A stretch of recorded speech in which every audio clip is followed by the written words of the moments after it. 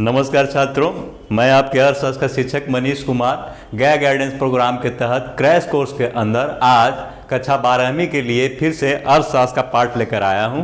जैसा कि अभी हम खंड 1 में हैं, जिसको हम माइक्रो इकोनॉमिक्स कहते हैं। माइक्रो इकोनॉमिक्स के अंदर हम 3 पार्ट अब तक जो है आपको पढ़ा चुके हैं, जिसमें कल इसके पहले जो हमने पार्ट खत्म किया था वो पार्ट था उपयोगिता।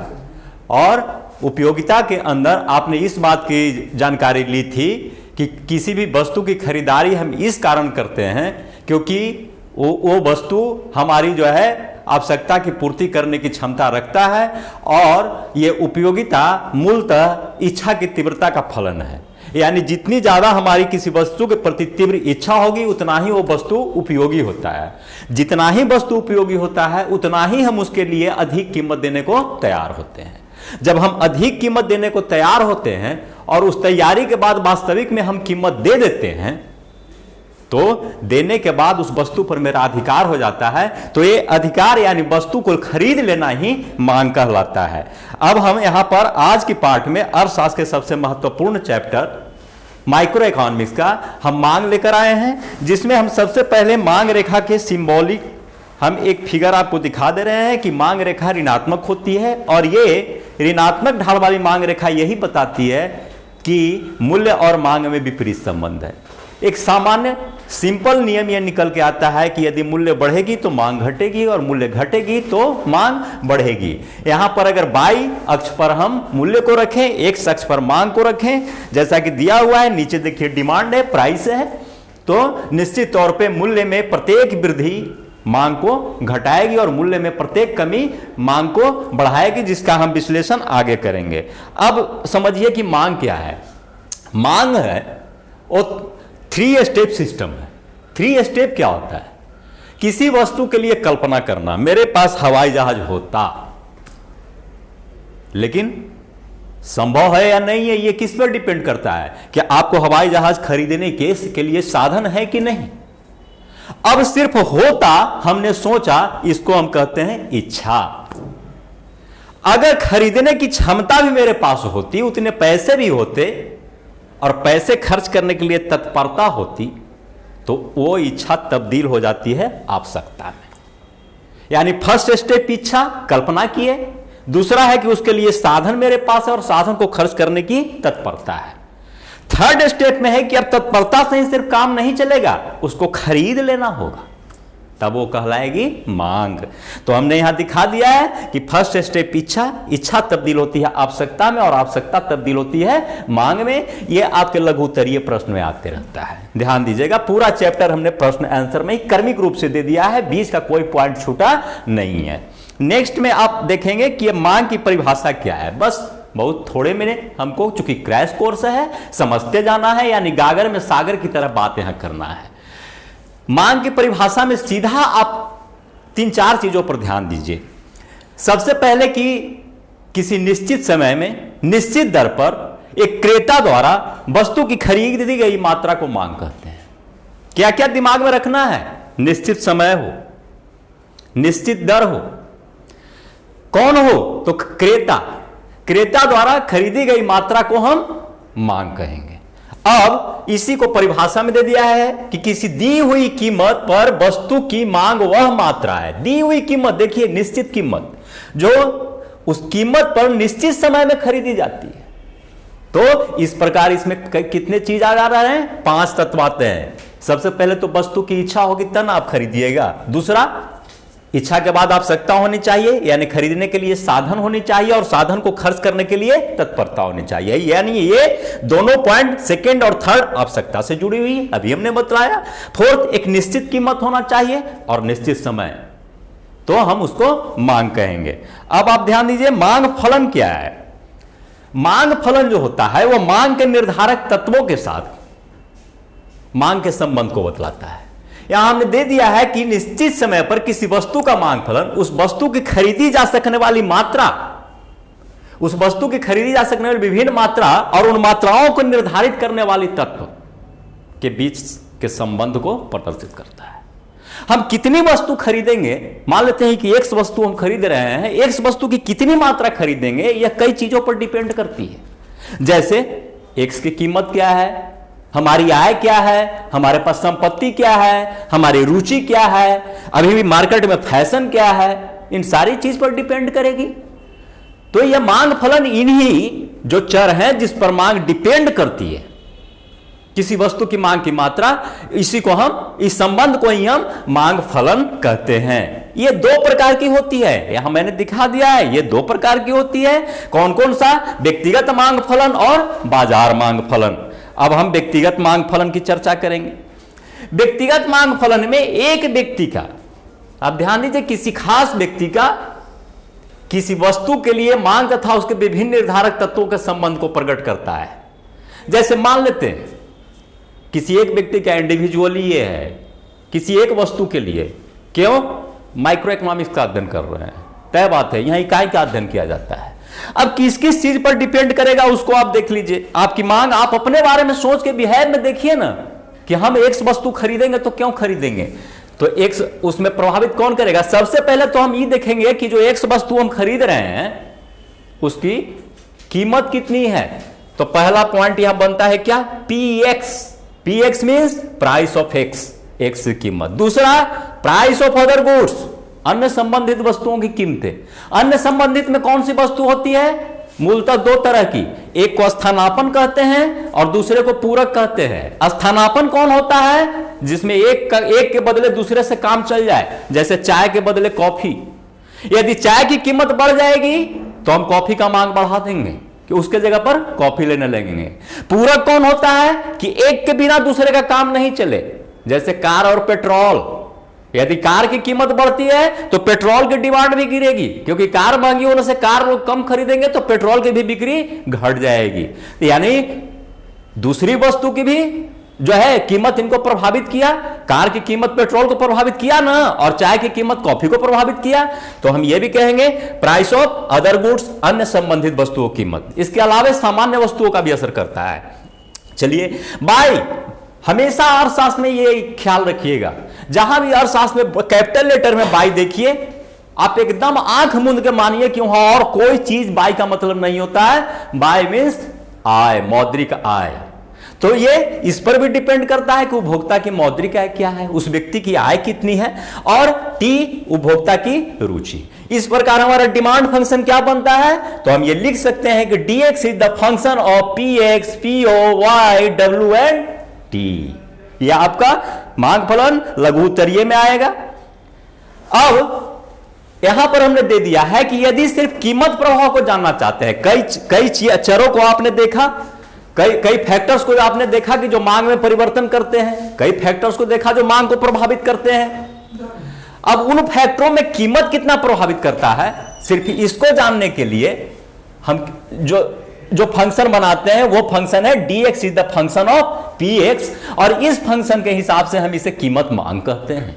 यानी कीमत मांग में सिर्फ कीमत से संबंध को प्रदर्शित किया जाता है। बाजार मांग फलन क्या है?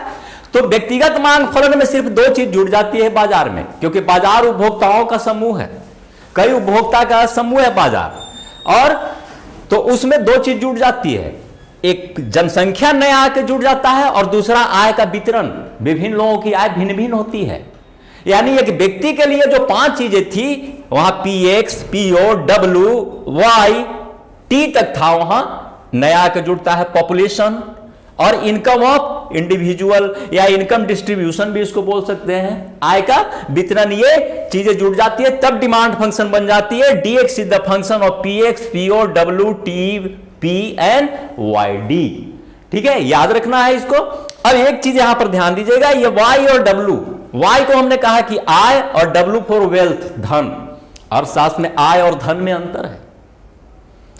आय प्रवाह है, एक वेतनभोगी कर्मचारी को प्रति महीने जो तनख्वाह मिलती है वो उसका आय है, और महीने के बाद जो उसके स्टॉक में जमा रहता है वो धन है। महीने के पहले जो स्टॉक में जमा है वो उसका धन है।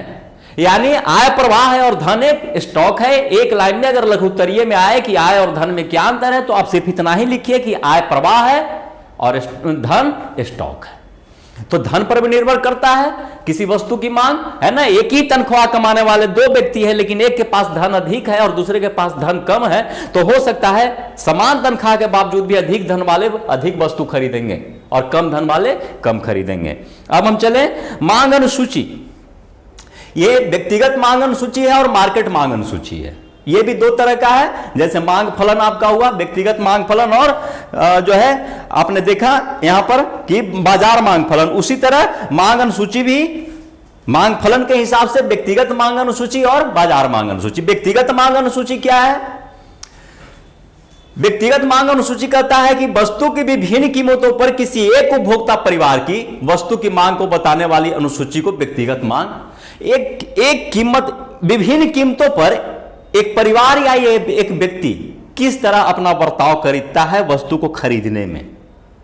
यानी हम ये कहें कि अगर हमको एक्स वस्तु खरीदनी है तो एक्स वस्तु की कीमत 2 रुपए है तो हम कितना खरीदेंगे, 3 रुपए है तो कितना खरीदेंगे, 4 रुपए है तो कितना खरीदेंगे। इसको क्रमबद्ध एक सूची के रूप में बनाने वाला ही मांग अनुसूची है।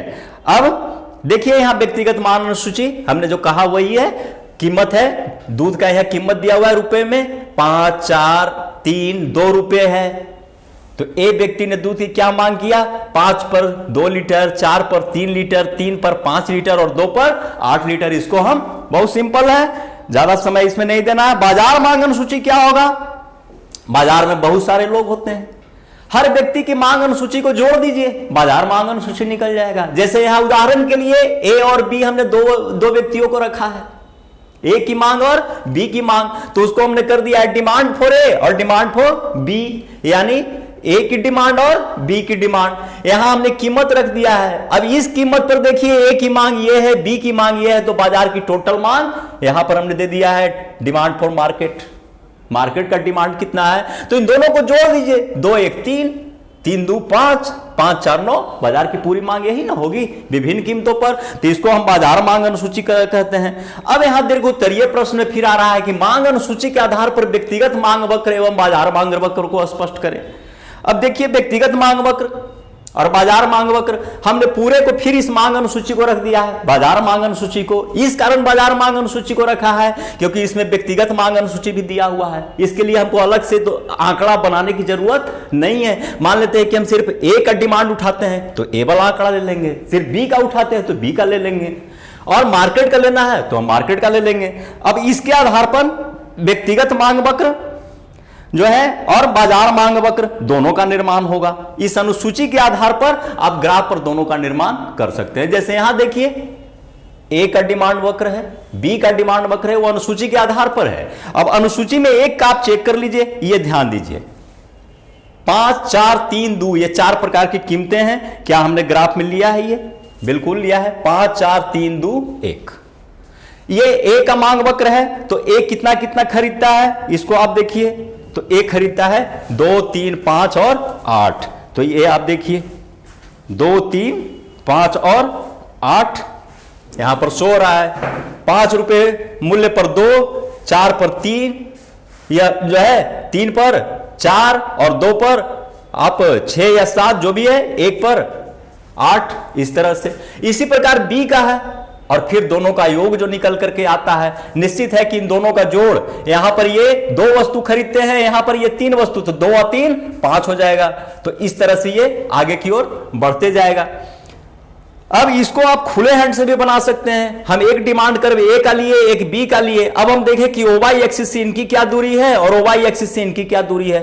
अब इन दोनों दूरियों को हम यहां पर जोड़ दिए, यानी ओवाई से हम मान लेते हैं कि ये 1 सेंटीमीटर और ये 2 सेंटीमीटर है। तो बाजार मांग वक्र बनाएंगे तो इसी कीमत पर, यानी 3 रुपए कीमत पर ही इसके सामने, इसी कारण यहां से यहां तक हमने लकीर खींच दिया है कि ये 3 ही रुपए कीमत बता रहा है। तो ये कितना हो जाएगा? 2 और 1 3, तो 3 पर हम बिंदु देंगे इस तरह से। फिर नेक्स्ट में ये मान लेते हैं 2.5 सेंटीमीटर है ये 2, तो दोनों मिला के हुए 4.5, तो वाई एक्स हम 4.5 पर देंगे। उसी रेट को प्रदर्शित करने के लिए, यहां भी देखिए एक ही रेट को प्रदर्शित करने के लिए ये दिया हुआ है। अब ये ध्यान दीजिए कि मांग के नियम क्या हैं। तो चले अब हम बोर्ड की ओर चलें और यहां से देखें कि हाँ ये कैसे बनाया जाता है।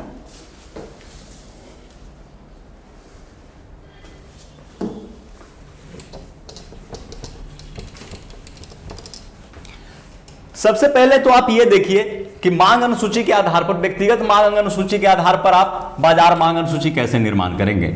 हम यहां पर नोट्स में आपको सारा कुछ मिल जाएगा। चूंकि कम समय में आपको गहराई से जो है गागर में सागर की तरह बताना है, इस कारण आप रेखा गणितीय स्पष्टीकरण सिर्फ देख लीजिए। मान लेते हैं कि ये एक ये मांग वक्र है, एक ही मांग वक्र ये बताता है हम सिर्फ दो मूल्य ले रहे हैं। ये ध्यान दीजिए, ये मूल्य है 5 रुपया और ये मूल्य है 2 रुपया। 5 रुपए मूल्य पर ए 2 वस्तु की डिमांड करता है और 2 रुपए मूल्य पर 5 वस्तु की डिमांड करता है। हमने क्या कहा, ये डिमांड फॉर ए है। अब हम दूसरा लेते हैं बी का। ये देखिए, ये इनका मांग वक्र है और ये इसमें ये 5 रुपए मूल्य के सामने ले लीजिए तो ये भी 5 बताएगा। ये देखिए एक वस्तु का डिमांड करता है और 2 रुपए मूल्य के सामने इनका लीजिए तो ये 2 वस्तु का डिमांड करते हैं। ये यहां पर मान लेते हैं कि 3 का। अब मार्केट के लिए क्या होगा, ये ध्यान दीजिए, 5 रुपए मूल्य पर, ठीक है, तो 5 रुपए मूल्य पर इन्होंने 2 किया और इन्होंने 1 किया तो टोटल कितना हो गया 3। और 2 रुपए मूल्य पर इन्होंने 3 किया और इन्होंने 5, तो ये 8। तो अब बस इसी को रख देना। अब इसको रखने के 2 तरीका है, या तो आप ग्राफ पर यहां से वहां तक आप बना लें कि यहां जो है मूल्य तो यही रहेगा, यहां ही 5 आएगा और यहां 2 आएगा। अब यार डिमांड है 1 2 3 4 5 6 7 8। डिमांड को इस अक्ष पर दिखाएंगे और कीमत को इधर दिखाएंगे। अब यह ध्यान दीजिए कि 5 रुपए मूल्य पर कितनी वस्तुओं की डिमांड है, तो 5 रुपए मूल्य पर डिमांड जो है वो आपको प्रदर्शित कर रहा है 2 और 1 3, तो 1 2 3। 5 रुपए मूल्य पर 3 वस्तु की डिमांड, यानी हमारा पहला लाइन यहां आएगा, यानी इन दोनों लाइनों का योग। और 2 रुपए पर कितना आ रहा है, तो 2 रुपए पर 5 और 3 8, तो 2 के सामने देखिए और 3 4 5 6 7 8, 2 के सामने और 8 के सामने बिंदु दीजिए। अब इनको आप वक्र से मिला दीजिए, ये डिमांड फॉर मार्केट हो गया। इस तरह से आप अंकन पद्धति से बना सकते हैं। अब एक और मेथड है जो आप ऊपर की क्लासों में ज्यादा वही यूज होता है, क्योंकि वो जो है अक्ष पर 1 2 करके काउंट करना, वहां ज्यादा तवज्जो लोग उसको नहीं देते हैं। जैसे ये देखिए, हम एक ही में बना दे रहे हैं। ये है, मान लेते हैं कि डिमांड फॉर ए और ये है डिमांड फॉर बी। चलिए, ये ए का है और ये बी का है, तो मार्केट का क्या होगा, तो आप ध्यान दीजिए, यहां तक ये ओवाई अक्ष है और ये एक्स, तो इधर आ जाएगा कीमत और इधर आ जाएगी मांग। चलिए ठीक है। अब हम यहां ये देखिए कि ये मान लेते हैं कि कोई भी कीमत है, जैसे पी कीमत है, तो पी कीमत पर बी तो इतना का डिमांड करवे करता है यहां से यहां तक। अब अगर हम मार्केट का करेंगे तो हमको क्या करना पड़ेगा, ए प्लस बी करना पड़ेगा। तो बी अकेले यहां तक है और उसमें ए जोड़ेंगे तो यहां ना बढ़ जाएगा, यानी ये वाला जो दूरी है यहां के यहां ऐड हो जाएगा।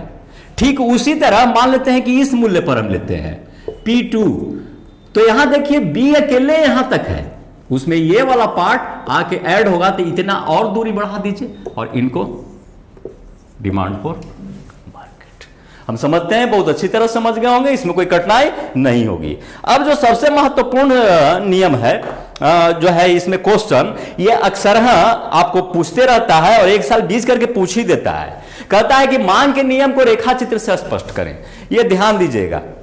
अब मांग के नियम को रेखा चित्र से स्पष्ट करने के लिए आपको मांग के नियम को समझना होगा। मांग के नियम सामान्य शब्दों में यही कहता है कि यदि अन्य अवस्थाएं पूर्ववत रहे तो वस्तु की कीमत में वृद्धि मांग की मात्रा को घटाती है और वस्तु की कीमत में कमी मांग की मात्रा को बढ़ाती है। याद रहेगा, यानी हम ये कहें कि मूल्य और मांग में विपरीत संबंध होता है। हम ये कहें कि मूल्य बढ़ेगी तो वस्तु की खरीदी गई मात्रा कमेगी और मूल्य कमेगी तो वस्तु की खरीदी गई मात्रा बढ़ेगी। बड़े झटके में इसको कह देते हैं, बहुत झटके में इसको कह देते हैं और कह के निकल जाते हैं कि मूल्य कमने पर मांग बढ़ जाएगी और मूल्य बढ़ने पर मांग घट जाएगी। ब्लंडर कर जाते हैं, क्योंकि मांग के नियम में यह शर्त लगी हुई है। हमने फर्स्ट लाइन में बोला था, यदि अन्य अवस्थाएं पूर्ववत रहे। अन्य अवस्थाओं में जैसे आप एग्जांपल में मान लीजिए कि मांग के डिटरमिनेंट्स क्या क्या थे, आय था, धन था, दूसरी वस्तुओं की कीमत थी। हम मान लेते हैं कि एक्स वस्तु की कीमत आधी हुई, तो कीमत आधी हुई तो मांग को बढ़ जाना चाहिए, लेकिन कीमत आधी हुई और आय भी घट के आपकी आधी हो गई, तब आप मांग कैसे बढ़ाइएगा? या कीमत बढ़ गई तो कीमत बढ़ने पर कीमत बढ़ के दुगनी हो गई तो मांग घट के आधी होनी चाहिए था, लेकिन आपकी आय 4 गुनी बढ़ गई, कीमत दुगनी है बढ़ी और आपकी आय 4 गुनी बढ़ गई, तो यहां क्या होगा? वस्तु की मांग घटने के बजाय और बढ़ जाएगा। तो हमको यहां क्या कहना है कि अन्य अवस्थाएं पूर्वत रहे, यानी जो दूसरे तय करने वाले चीज है, कहने का मतलब आय है, दूसरी वस्तु का मूल्य है, वेल्थ है, रुचि है, जनसंख्या है, ये सारी चीज स्थिर हो जाए, उनमें कोई परिवर्तन ना हो, वो जो पहले थे वैसे ही रहे, तब पता चलेगा कि मूल्य और मांग में क्या संबंध है। और वैसी स्थिति में यदि अन्य अवस्थाएं पूर्वत रहे तो एक लाइन में कह सकते हैं there is a direct and inverse relationship between price and demand. यदि अन्य अवस्थाएं पूर्वत रहे तो मूल्य और मांग में विपरीत संबंध होता है। सावधान रहना एक चीज कहने में, कभी भी मांग और मूल्य में संबंध मांग का नियम नहीं बतलाता है, बल्कि मूल्य और मांग में संबंध मांग का नियम बतलाता है। अगर मांग और मूल्य में संबंध आप बोल दिए तो रिजल्ट आपका उल्टा जाएगा। कैसे जाएगा? आप ये देखो, जिस वस्तु की मांग मार्केट में बढ़ती है उसका मूल्य बढ़ जाएगा। मार्केट में मांग बढ़ने का मतलब है कि उसकी डिमांड ज्यादा हो रही है तो विक्रेता मूल्य बढ़ा देगा, तो यहां तो मांग बढ़ रही है तो मूल्य भी बढ़ जा रहा है, और जिस वस्तु की मांग कमती है उसका मूल्य गिर जाता है। तो हम मांग से शुरू करके मूल्य पर जाएंगे तो हम देख रहे हैं कि मांग मूल्य में समान संबंध जा रहा है, लेकिन आप उलट दीजिए इस चीज को, मूल्य और मांग के संबंध को दिखाइए कि मूल्य का क्या असर मांग पर पड़ रहा है, तो हम देखते हैं कि मूल्य बढ़ेगी तो मांग घटेगी और मूल्य घटेगी तो मांग बढ़ेगी। तो हम क्या यहां रिलेशनशिप देख रहे हैं? हम यही देख रहे हैं कि मूल्य और मांग में निगेटिव रिलेशनशिप है यदि अनडिटरमिनेंट्स उसका स्थिर रहता हो। अब आप यह ध्यान दीजिए कि इसके डिटरमिनेंट्स क्या क्या थे मांग के नियम के आधार पर, मांग की परिभाषा के आधार पर। तो मांग के परिभाषा के आधार पर हम देखें तो परिभाषा में यह बताया गया है कि dx is the function of px, PO mean समझ रहे हैं ना, प्राइस ऑफ अदर गुड्स, दूसरी वस्तु है, संबंधित वस्तुओं के मूल्य। W को हमने क्या कहा था? वेल्थ। Y को क्या कहा था? आय। T फॉर टेस्ट, रुचि। P फॉर पॉपुलेशन और Y small d distribution of income. तो इतने चीज पर मांग डिपेंड करता है, ये सारे चीज, ये फैक्टर्स में परिवर्तन मांग में परिवर्तन कर देंगे। अब मांग का नियम किसको बतलाता है? मांग का नियम कहता है कि उस खास वस्तु का जिसकी हम मांग कर रहे हैं उसका मूल्य कितना प्रभावित करेगा। तो उसका मूल्य कितना प्रभावित करेगा, इसके लिए हमको क्या करना होगा? इन सब को कांस्टेंट कर देना होगा, ऊपर स्थिरांक का चिन्ह दे देना होगा, तब हमारा क्या आएगा? मांग के नियम के अनुसार हमारा क्या आएगा? dx is the function of px। यानी मांग के नियम के अनुसार यही फंक्शन आता है कि dx is the function of, यानी ds फंक्शन होगा किसका? px का। जब ये सब स्थिर हो गए, ध्यान देके समझिए कि जब ये सारे परिवर्तन करने वाले चर स्थिर हो गए तो सिर्फ एक जो चलायमान चर अब रह गया px, उसी के अनुसार ना dx चेंज होगा। तो px के अनुसार यहां dx चेंज होता है। और कैसे चेंज होता है? तो बिल्कुल उल्टा चेंज होता है। यानी हम फिर से कह दे रहे हैं कि यदि अन्य अवस्थाएं पूर्वत रहती है तो क्या होता है? मूल्य बढ़ने पर मांग घटती है और मूल्य घटने पर मांग बढ़ेगी। ये कहा गया है परिभाषा में कि कीमत में वृद्धि होने पर उसकी कम मात्रा खरीदी जाएगी और कीमत में कमी होने पर अधिक मात्रा। अब इसमें जो है विभिन्न मान्यताएं हैं, ध्यान देना है। तो मान्यताएं में वही चीज है जो डिटरमिनेंट्स में है, यानी उसके निर्धारक तत्व में है कि आय का स्तर एवं वितरण समान हो, रुचि वही रहे, स्वभाव में अंतर न हो, फैशन वही रहे, उसको आप नोट्स में पढ़ लीजिएगा। अब हम इसके आधार पर हम इसका जो है मांग के नियम के आधार पर हम मांग वक्र का निर्माण करते हैं कि हाँ जो है मांग के नियम मांग वक्र में किस तरह प्रदर्शित होता है। तो इसके लिए हम सबसे पहले लेते हैं px का मतलब समझ रहे हैं, अर्थशास्त्र में ये यूज ही होते रहेगा, हम हर जगह नहीं लिखेंगे कीमत हिंदी में। px means price of x और px के आधार पर dx demand of x। x क्या है? x एक वस्तु है, यहां ध्यान दीजिएगा। प्राइस ऑफ x है 5, 4, 3 और 2। तो dx कितना है? 3, 5, 9 और 15। अब देखिए मांग का नियम यहां काम कर रहा है। मूल्य सबसे ऊंचा है 5 तो डिमांड सबसे नीचे है 3, और मूल्य सबसे नीचे है 2 तो डिमांड सबसे ऊपर है 15। एक चीज छूट गया था बोलने के लिए, ध्यान दीजिएगा।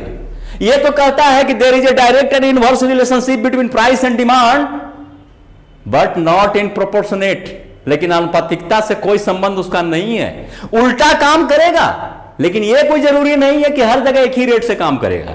कभी कुछ होगा, कभी कुछ होगा। जैसे मान लेते हैं कि किसी वस्तु की कीमत दुगनी बढ़ती है तो कोई व्यक्ति उसकी डिमांड आधा घटा देगा, तो कोई ऐसा भी हो सकता है कि आधा से कम भी घटा सकता है, कोई आधा से ज्यादा भी घटा देगा। हम ही विभिन्न समयों पर विभिन्न व्यवहार कर सकते हैं। हां, इतना है कि घटा देगा।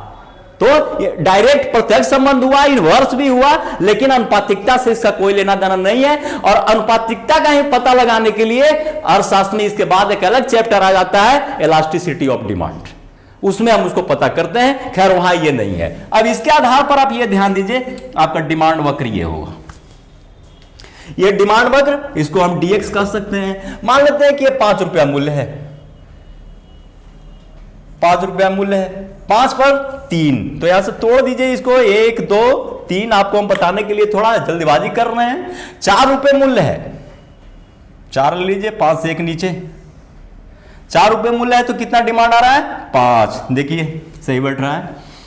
5 4 3, इतना ही नीचे ले आइए। 3 पर कितना डिमांड आ रहा है? 9 6 7 8 9 कर देते हैं, और 2 पर 15। ठीक है, तो ये हमारा जो है डिमांड देखा जा रहा है, यानी ये तालिका मांग के नियम को बता दे रहा है। अब है कि डिमांड जो है, मांग का नियम लागू होने के कारण क्या है? मांग के नियम को लागू होने का कारण कल जो आप पढ़े, पिछले क्लास में जो अर्थशास्त्र में आप पढ़े, वो उस चैप्टर का एक महत्वपूर्ण हिस्सा ही कारण बन जाता है, यानी सीमांत उपयोगिता ह्रास नियम। अगर उत्तरोत्तर इकाइयों के उपभोग के साथ सीमांत उपयोगिता घटते नहीं जाती तो मांग का नियम काम नहीं करता। उत्तरोत्तर इकाइयों के उपभोग के साथ उससे मिलने वाली सीमांत उपयोगिता घटती जाती है, तभी तो हम कहते हैं कि अब अधिक वस्तु हम तभी लेंगे जब कीमत गिरेगी, क्योंकि उसकी उपयोगिता घट चुकी है। हम अब उतने लाभान्वित नहीं है जितना पहले मेरे पास वस्तु की संख्या कम थी। वस्तु बढ़ गई तो अब हम उसके लिए कम लाभान्वित हैं, अतः कम कीमत देंगे। यानी वस्तु की मांग तभी बढ़ेगी जब कीमत गिरेगी। तो इसको आपको जो है सीमांत उपयोगिता ह्रास नियम इस तरह से बताता था। ये ध्यान दीजिए कि जैसे जैसे मान लेते हैं कि एक वस्तु है, 2 है, 3 है, तीसरी वस्तु हम उपभोग की है, तो पहली वस्तु से सीमांत उपयोगिता 10 मिल रही है, तो दूसरी से 7 मिली, और तीसरी से जो है यहां पर 4 मिल रही है। तो यानी गिरते चल जा रही है सीमांत उपयोगिता नीचे की ओर। सीमांत उपयोगिता गिरने का मतलब यही है कि हम कम कीमत देना चाहते हैं। दूसरा है आय प्रभाव। यह ध्यान दीजिए, जब कीमत घटती है, अभी आप सोच के देखिए, अभी एक घटना आपके साथ हो रहा है, पेट्रोल महंगा हो रहा है, डीजल महंगा हो रहा है, गैस महंगा हो रहा है, कड़वा तेल महंगा हो रहा है। ठीक है, जब ये सारी चीजें महंगा हो रहा है तो आप चिल्ला क्यों रहे हैं कि महंगाई बढ़ गई? क्योंकि आपको कष्ट हो रहा है। कष्ट क्यों हो रहा है? कष्ट इसलिए हो रहा है कि आप जितना कमाते थे उतना ही भी अगर कमा रहे हैं तो उतनी ही कमाई में वो जितना पहले खरीदना चाहते थे उतना आप खरीदने की कैपेसिटी आपके पास नहीं रही। आपकी इनकम 100 रुपए थी तो 5 किलो चावल खरीदते थे जब चावल 20 रुपए किलो था। आज चावल 50 रुपए किलो हो गया और इनकम आपका 100 रुपए है तो 2 किलो न खरीदेंगे। तो एक तरह से आपकी इनकम क्या हुई? आधे से भी ज्यादा घट गई। तो जब वस्तु की कीमत बढ़ती है तो अप्रत्यक्ष रूप से आपकी आय घट जाती है, और जब वस्तु की कीमत घटती है तो अप्रत्यक्ष रूप से आपकी आय बढ़ जाती है। वैसी परिस्थिति में क्या होगा? बजट रेखा जो होता है वो दाहिनी ओर सरक जाएगी। ध्यान दीजिए, कल हम बजट रेखा बताए थे। मान लेते हैं कि एक्स वस्तु की कीमत घट गई, ठीक है, O by x axis, x वस्तु की कीमत घटी। तो जब एक्स वस्तु, तो पहले यदि हम एक्स वस्तु की ओक्यू मात्रा खरीदते थे तो अब देखिए हम कितना खरीदेंगे? OQ1, कैपेसिटी मेरी बढ़ जाएगी। और अगर एक्स की कीमत बढ़ गई तो खरीदने की एक्स की कैपेसिटी मेरी घट जाएगी। तो यह काम इसी कारण करता है कि वस्तु की कीमत बढ़ने पर मेरी आय घट जाती है और कीमत घटने पर मेरी आय बढ़ जाती है। जाहिर है कि जब आय बढ़ जाएगी तो हम अधिक वस्तु की मांग करेंगे और जब आय घट जाएगी तो हम कम वस्तु की मांग करेंगे। अब हम तीसरा देखते हैं स्थानापन्न प्रभाव। स्थानापन्न प्रभाव क्या है? इसमें हम स्थानापन्न वस्तुओं के आधार पर हम तय करते हैं। इसमें इसे यही चीज बताया गया है कि वैसी स्थानापन्न वस्तु उन दो वस्तुओं के संयोग को कहते हैं जो एक के बदले दूसरा इस्तेमाल किया जाए, जैसे चाय के बदले कॉफी। इसमें क्या है कि यदि चाय की कीमत बढ़ जाएगी तो कॉफी की मांग बढ़ जाएगी, यानी महंगी वस्तु के जगह पर हम सस्ती वस्तु का इस्तेमाल करना शुरू कर देते हैं। वही कीमत बढ़ने पर अन्य दूसरी वस्तु उसके तुलना में स्थानापन्न होने लगती है। कीमत बढ़ने पर अन्य दूसरी वस्तु उसके जगह पर स्थानापन्न। चाय की कीमत बढ़ जाएगी तो हम क्या करेंगे? दूसरी वस्तु उसके जगह पर स्थानापन्न करने लगेंगे। अगर स्थानापन्न ना होती तो हो सकता है कि हम चाय का डिमांड नहीं घटाते। स्थानापन्न में उसका कॉफी है तब उसकी डिमांड घटा दी है कि चलो उसका दाम नहीं बढ़ा है, वो तो वहीं के वहीं है ना, तो जिसका नहीं बढ़ा है उसको खरीदते हैं। चलिए चौथी पॉइंट, नए क्रेता। नए क्रेता क्या है? जब भी दाम घटती है किसी वस्तु का तो बहुत सारे वैसे क्रेता आ जाते हैं बाजार में जिनको पहले वो खरीदने की क्षमता नहीं थी। ठीक है, जैसे मान लेते हैं कि अभी किसी बाइक की दाम घटकर 30,000 रुपये हो जाए तो वैसे क्रेता आ जाएंगे जिनको 1 लाख में बाइक खरीदने की क्षमता नहीं थी, तो डिमांड बढ़ जाएगी, है ना। और इसके बाद है विभिन्न प्रयोग। उसको उल्टा में भी ले सकते हैं, कीमत बढ़ने पर क्रेता की औकात से बाहर हो जाती है। विभिन्न प्रयोग में क्या है कि जब किसी वस्तु की कीमत घटती है तो उसका एक प्रयोग न करके कई प्रयोग करने लगते हैं, यानी ये प्रयोगों को बढ़ा देते हैं। जैसे बिजली का जो है प्रति यूनिट कीमत घट जाए तो हम हो सकता है स्त्री में काम करने लगे, कुछ मशीन चलाने लगे, यानी उसका प्रयोग, तो प्रयोग बढ़ा दिए तो डिमांड बढ़ गई ना। और वही क्या करते हैं, जब बिजली का जो है दर बढ़ जाता है तो पंखे भी सोच समझ के चलाने पड़ते हैं, यानी डिमांड घट जाती है। ऐसी अवस्था में हम क्या कहेंगे कि ये 4-5 काउज जो है, कौन कौन काउज हुए? सबसे पहले ये ध्यान दीजिए, ये मस्ट बहुत इंपॉर्टेंट क्वेश्चन है, इसको दिमाग में रखिएगा। क्वेश्चन क्या था कि मांग का नियम क्यों लागू होता है? ये क्वेश्चन 2 तरह से पूछता है, हम नीचे भी आपको लिख के दे दिए हैं कि मांग वक्र ऊपर बाईं से नीचे दाहिनी ओर क्यों झुकती है। देखिए, ऊपर बाईं से नीचे दाहिनी ओर डिमांड कर क्यों झुकती है। हम ये कहें मांग का नियम क्यों लागू होता है या मांग वक्र ऊपर बाईं से नीचे दाहिनी ओर क्यों झुकती है, तो इसके पीछे 5 कारण आपको दिए। सीमांत उपयुक्तता ह्रास नियम लागू होना, आय प्रभाव, तीसरा है स्थानापन्न प्रभाव, चौथा है नए क्रेता और विभिन्न प्रयोग। यही कारण है कि मांग का जो है मांग रेखा ऊपर बाएं से नीचे दाएं की ओर झुकती है और ये मूल्य और मांग में ऋणात्मक संबंध बताती है। ऋणात्मक का मतलब क्या है कि एक के बढ़ने पर दूसरे को घटना, यानी प्लस बटे माइनस या माइनस बटे प्लस। अब देखिए अगला प्रश्न है, मांग रेखा बाईं से दाईं ओर, देखिए यहां पर मैंने यह भी दे दिया है उसी में नोट में कि यह प्रश्न इस तरह से भी पूछ सकती है कि मांग रेखा बाईं से दाईं ओर क्यों गिरती है। मांग के नियम का कौन कौन सा अपवाद है यह ध्यान दीजिएगा, यानी मांग का नियम कहां कहां नहीं काम करती है।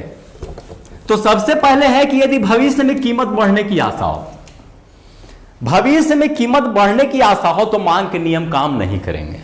ऐसा युद्ध के काल में होता है या अकाल के टाइम में होता है।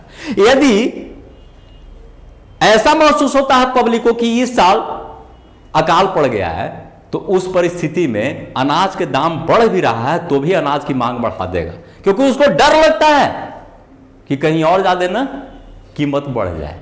तो इस स्थिति में मांग का नियम काम नहीं करता है।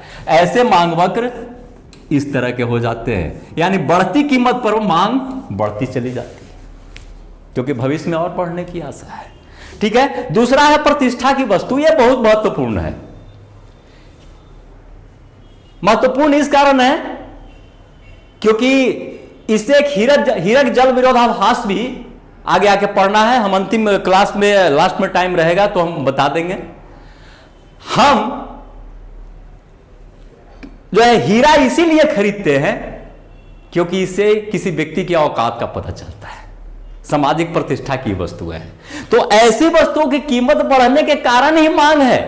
अगर इनकी कीमत बहुत नीचे कर दी जाए तो ये जनसामान्य की वस्तु हो जाएंगी, और जब जनसामान्य की वस्तु हो जाएंगी तो ये प्रतिष्ठाजनक वस्तु नहीं रहेगी, तो लोग इसका डिमांड नहीं करेंगे, क्योंकि किसी तरह की उपयोगिता तो है नहीं, इससे पेट वगैरह तो भरता नहीं है, है ना। तो अब आप समझ गए होंगे कि ऐसी वस्तु की कीमत के कारण ही इनकी डिमांड। सबसे बढ़िया उदाहरण कॉस्मेटिक क्रीम्स का है, बहुत ही सामान्य रूप से। आजकल मार्केट में जितने भी कॉस्मेटिक क्रीम्स हैं उसमें गुणवत्ता में 5% से लेकर 10% तक अंतर है, लेकिन आप देख क्या रहे हैं कि मार्केट में वो कॉस्मेटिक क्रीम से ज्यादा बिक रहे हैं जिनकी कीमत काफी ऊंची है। जैसे आप खास करके देख रहे हैं कि फेयर एंड लवली या वीको ये सब ज्यादा बिकता है, जबकि बोरोलिन, बोरोप्लस इन सबको जो है उनका डिमांड कम है, उनकी पैकेजिंग चकाचक है थोड़ा, और कीमत ऊपर रखते हैं, तो जिससे जनता को क्या लगता है कि नहीं ये अच्छा है, और उसको खरीद के अपने को स्टैंडर्ड समझता है कि हाँ हम स्टैंडर्ड में है। तो ये जो चीज आपकी पब्लिक स्टेटस को ऊंचा दर्शाता है, उसकी कीमत बढ़ने पर ही उसकी मांग बढ़ती है। ठीक है, तो ये प्रतिष्ठा की वस्तु है। नेक्स्ट है गिफ्ट एंड गुड्स, इसको भी समझ लीजिए। गिफ्ट एंड गुड्स वैसी है कि इनकी मांग कीमत कम होने पर कम जाती है और कीमत बढ़ने पर बढ़ जाती है। इनका भी इसी तरह का काम करेगा। ये गिफ्ट एंड गुड्स होता है क्या? घटिया वस्तु।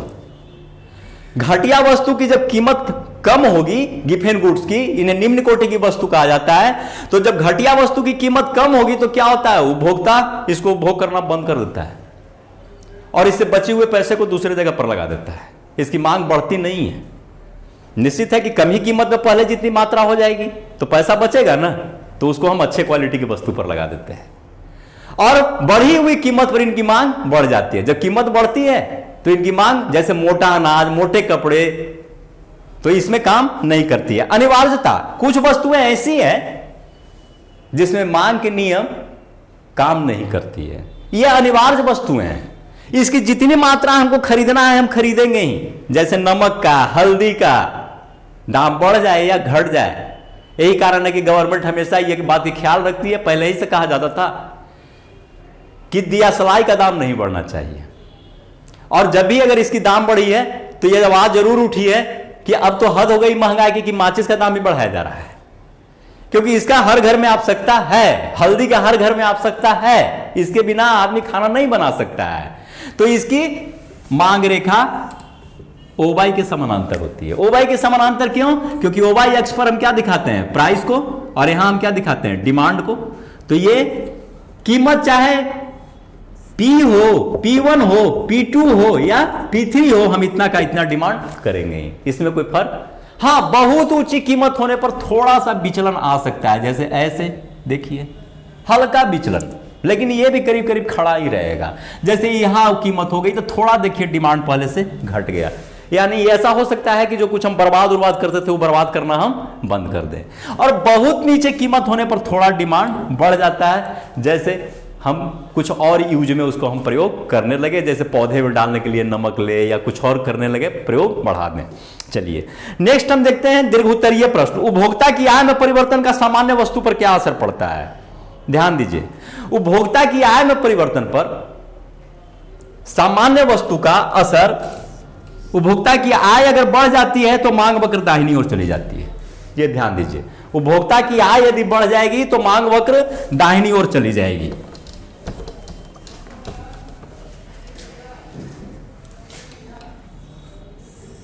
ये देखिए, ये पहले का मांग वक्र है OXY।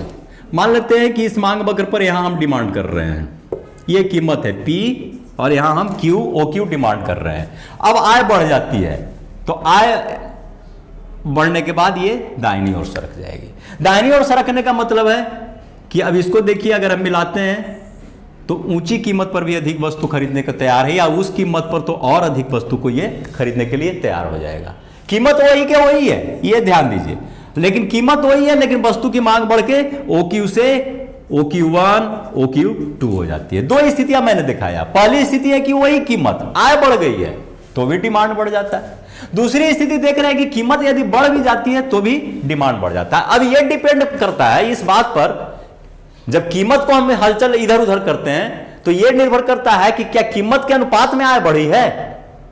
अगर कीमत के अनुपात में यानी बराबर बढ़ी है तब तो कोई अंतर नहीं पड़ेगा। जिस अनुपात में कीमत बढ़ी है उसी अनुपात में अगर आय बढ़ गई है तब डिमांड नहीं बढ़ेगी, लेकिन कीमत की तुलना में ज्यादा आय बढ़ी है तो डिमांड बढ़ जाएगी। तो यहां पर जब भी आप आय को दिखाइए तो उसका कीमत से आप यह मत कीजिए, वहां पर कीमत को स्थिर ही रख लीजिए, तब क्या होगा, बिल्कुल इस तरह का आय बढ़ गई, कीमत P है, ध्यान दीजिए P पर डिमांड, पुरानी डिमांड थी, पुरानी इनकम मान लेते हैं, इस पर 300 रुपया मेरी आय थी, तो डिमांड Q दर्शा रहा है। ठीक है, अब आय बढ़ के मेरी 400 रुपये हो गई, तो ये देखिए कीमत P के PA है, लेकिन डिमांड हमारा बढ़ के Q1, क्योंकि मेरी खरीदने की कैपेसिटी बढ़ गई।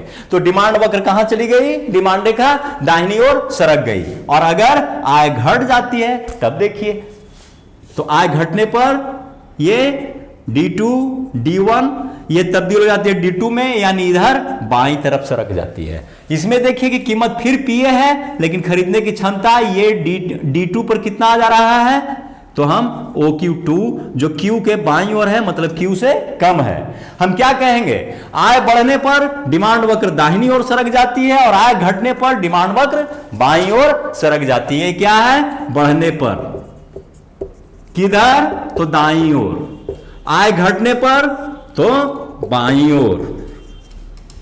ठीक है, ओके।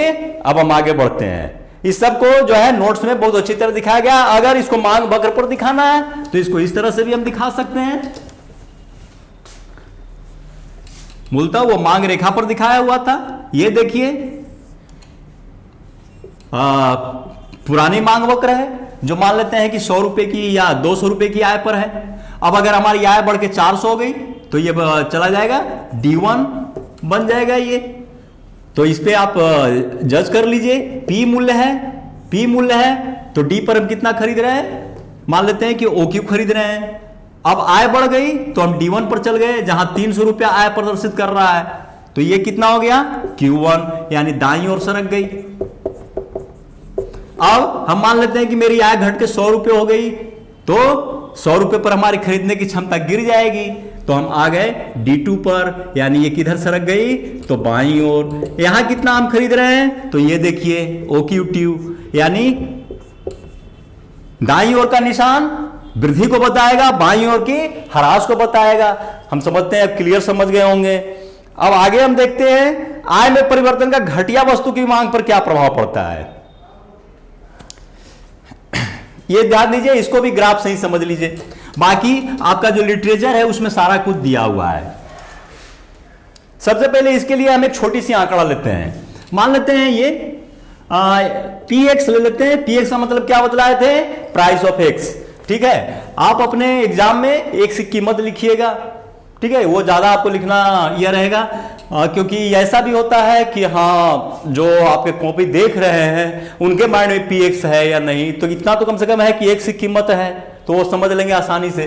तो PX, और उसके बाद हम रख देते हैं DX। DX का मतलब डिमांड फॉर X। अब इसको हम रखते हैं 300 रुपये पर, और ये देखते हैं DX एक और लेते हैं और इसको हम रख लेते हैं 400 रुपये पर। यानी कहने का मतलब क्या है, ये ध्यान दीजिए कि एक है पूर्व की आय पर और दूसरी है आय बढ़ने पर। पूर्व की आय 300 थी, आय बढ़ने पर 400। अब हम देखें कि PX क्या था, तो PX हम लेते हैं 5 रुपया। ठीक है, 5 4 3 2 1, इस तरह से 5 हम मूल्य स्तर लिए हैं। 5 रुपए मूल्य पर ओरिजिनल डिमांड जो था वो जो है DX जो था वो आपका 4 था। 4 रुपए पर 6, 3 रुपए पर 8, 2 रुपए पर 10 और 1 रुपए पर 12। जब मूल्य 400 रुपया हुआ तो ये हो गया 2, 4 से घट के 2, फिर 6 से घट के ये हो गया 4। क्यों? क्योंकि मूल्य बढ़ी है तो मांग घटेगी, तय बात है।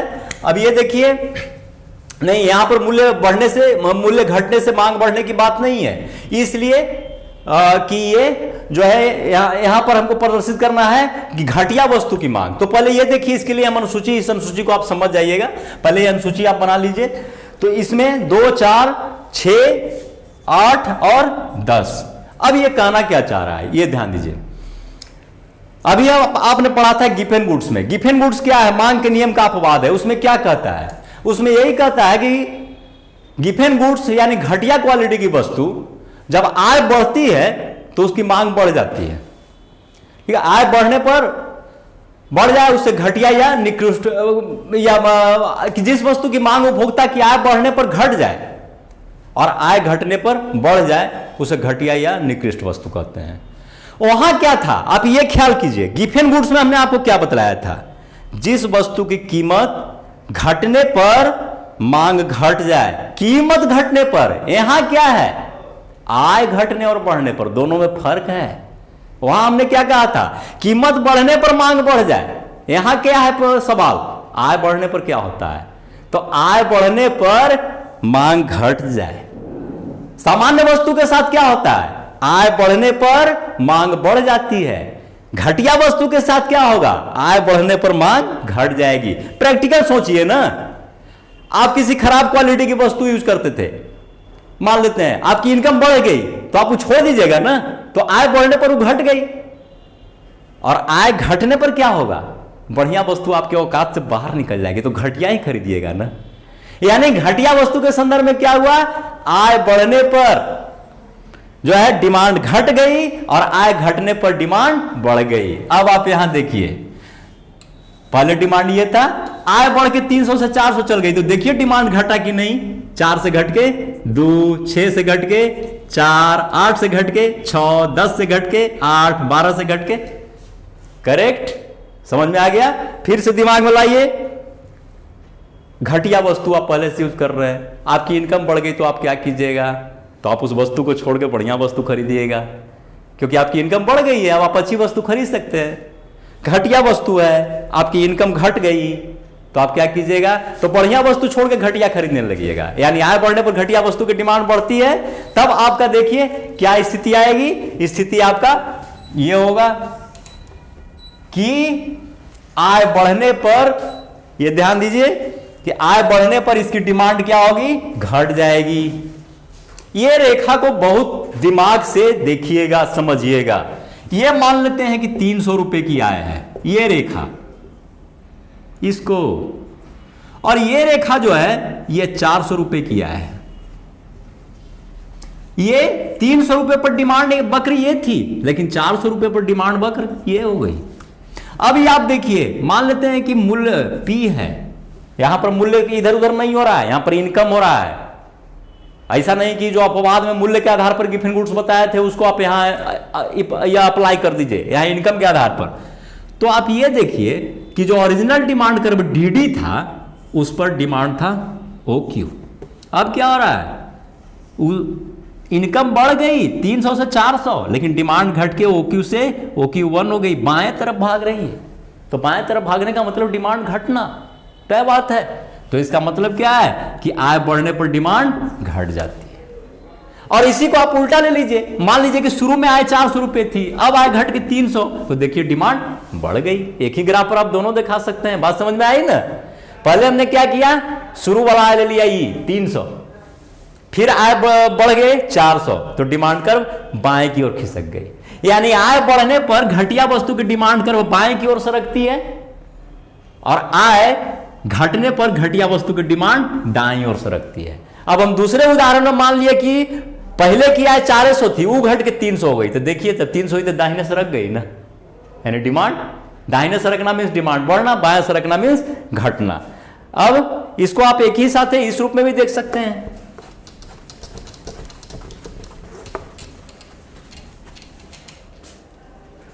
डिमांड वक्र में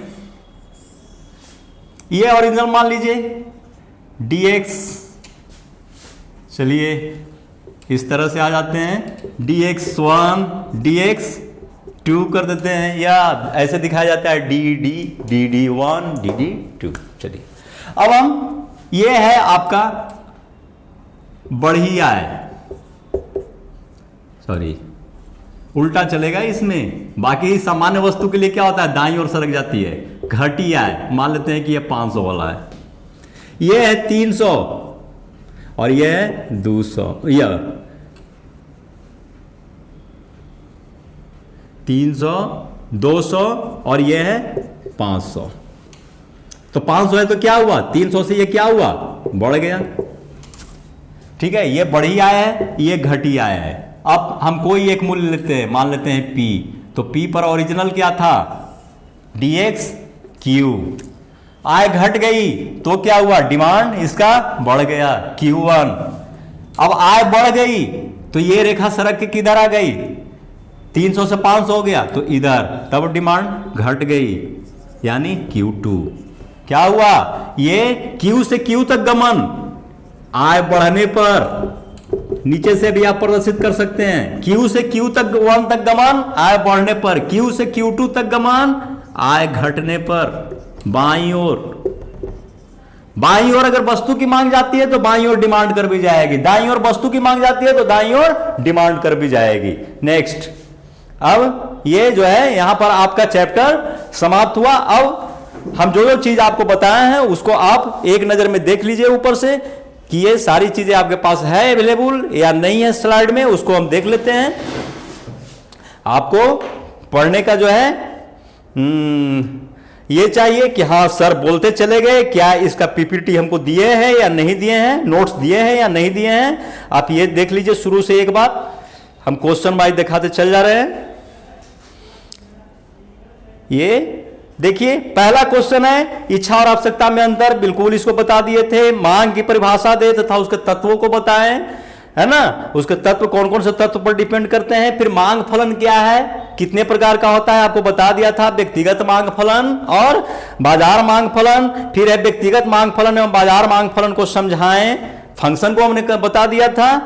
अब देखिए यहां पर मांग अनुसूची कितने प्रकार की होती है, एक अनुसूची तैयार करें, तो अनुसूची को भी हमने आपको बता दिया था, बाजार अनुसूची को भी दिखा दिया था। ठीक है, अब एक क्वेश्चन है, सब हमने क्वेश्चन वाइज दिया है। ये देखिए, मांग अनुसूची के आधार पर व्यक्तिगत मांग वक्र एवं बाजार मांग वक्र को स्पष्ट करें, दोनों को एक साथ, व्यक्तिगत को भी और बाजार मांग वक्र को भी। ये किस में आएगा, दीर्घोत्तरीय में आएगा, ध्यान दीजिएगा। ये है आपका, दो तरीके से है इसमें, एक है डिजिटल यानी हम ये कहें कि बिंदु वाइज मिलाते हुए, दूसरा है मुक्त हस्त से। अगर दो डिमांड कर्व हम ए और बी के लिए अलग अलग बनाए तो दोनों का जोड़ हम मार्केट डिमांड के रूप में कर देंगे। अगला है मांग के नियम को रेखा चित्र से स्पष्ट करें, बीवीआई क्वेश्चन है, मांग के नियम को रेखा चित्र से स्पष्ट करें। यह दीर्घ उत्तरीय में आएगा, इसमें 3 पार्ट है, इससे छोटा छोटा कई क्वेश्चन भी उठेगा लघु उत्तरीय में। कोई आएगा लिखने के लिए कि मांग के नियम को बताएं, तो सिर्फ जो परिभाषा दी है उसको बता दीजिए। फिर आएगा कि मांग के नियम की मान्यताओं को लिखें, तो देखिए इसमें से 4 मान्यता आप ढूंढ लीजिए। मांग फंक्शन को लिखें तो आप लिख दीजिएगा मांग के नियम के आधार पर मांग function, dx is the function of px। उसके बाद मांग की रेखा चित्र, ये भी कहेगा कि मांग के नियम को मांग के रेखा चित्र समझाइए, तो सिर्फ ये वाला पार्ट देंगे आप और नीचे लिख देंगे कि मूल्य और मांग में विपरीत संबंध है। दीर्घ उत्तरीय में आएगा तो ये सब लिखना है। अब दीर्घ उत्तरीय प्रश्न है, मांग का नियम क्यों लागू होता है, तो मैंने 5 कारण दिए थे, वो 5 कारण इसमें दिया हुआ है। एक एक कारण से भी एक एक लघु उत्तरीय उठ सकता है, जैसे दे देगा नए क्रेता से मांग पर क्या प्रभाव पड़ता है, या स्थानापन्न प्रभाव किसे कहते हैं। नेक्स्ट दीर्घ उत्तरीय है, मांग के नियम के कौन कौन से अपवाद हैं, अपवाद में भी 4-5 हैं, तो अपवाद को याद रखिएगा। और उससे लघु उत्तरीय भी उठा सकता है कि अनिवार्य वस्तुओं के संदर्भ में मांग वक्र का आकार कैसा होगा, तो बिल्कुल ओवाई के अक्ष के समानांतर जाएगा। इस तरह के कई क्वेश्चन आ सकते हैं। उपभोक्ता की आय में परिवर्तन का सामान्य वस्तु पर धनात्मक असर पड़ता है, दिमाग में है, यानी उपभोक्ता की आय बढ़ती है तो सामान्य वस्तु के लिए मांग वक्र दाहिनी ओर सरक जाता है और घटती है तो बाईं ओर। घटिया वस्तु के लिए क्या होता है, उल्टा प्रचलन होता है। घटिया वस्तु में जहां सामान्य वस्तु में आय बढ़ने पर दाहिनी ओर, घटिया वस्तु में बाईं ओर आय बढ़ने पर, और आय घटने ही पर इसमें दाईं ओर। अभी इसको जो है हमने पढ़ाया है। अब जो है इसमें ये प्रश्न है, आय में परिवर्तन का घटिया वस्तु पर क्या प्रभाव पड़ता है, ये क्वेश्चन अभी लास्ट में पढ़ाया, देखिए दीर्घ उत्तरीय में है। और इससे कई लघु जो है, अब हम लघु उत्तरीय के जो भी लघु उत्तरीय उठने वाले थे वो सारे को हम इसमें दे दिए हैं, आप इसको देखिएगा और इनका आंसर डायरेक्ट अगर नहीं होगा तो पॉइंट में होगा। जैसे दीर्घ उत्तरीय के किसी एक पॉइंट को आप देखिएगा उसमें मिल जाएगा, आप उसको उसी पॉइंट को वैसे ही रख दीजिए और उसको याद करने की कोशिश कीजिए। कुछ वस्तुनिष्ठ प्रश्न भी हैं, उस वस्तुनिष्ठ प्रश्न का आंसर हमने नीचे दे दिया है जो हमने पढ़ाया है उसमें से। हम समझते हैं कि इतना से ज्यादा प्रश्न आपको इस चैप्टर से नहीं आने वाली है। ये मांग चैप्टर का भाग 1 था, एक भाग और इसमें होगा जिसमें कल हम उसमें बताएंगे मांग में विस्तार, मांग में संकुचन इत्यादि के बारे में हम उसमें चर्चा करेंगे कि मांग में वृद्धि क्या होती है, मांग में कमी क्या होती है, मांग में विस्तार क्या होता है, मांग में संकुचन क्या होता है। हम समझते हैं कि हमारी क्लास सार्थक जा रही होगी, आप लोग सब सुन रहे होंगे। धन्यवाद।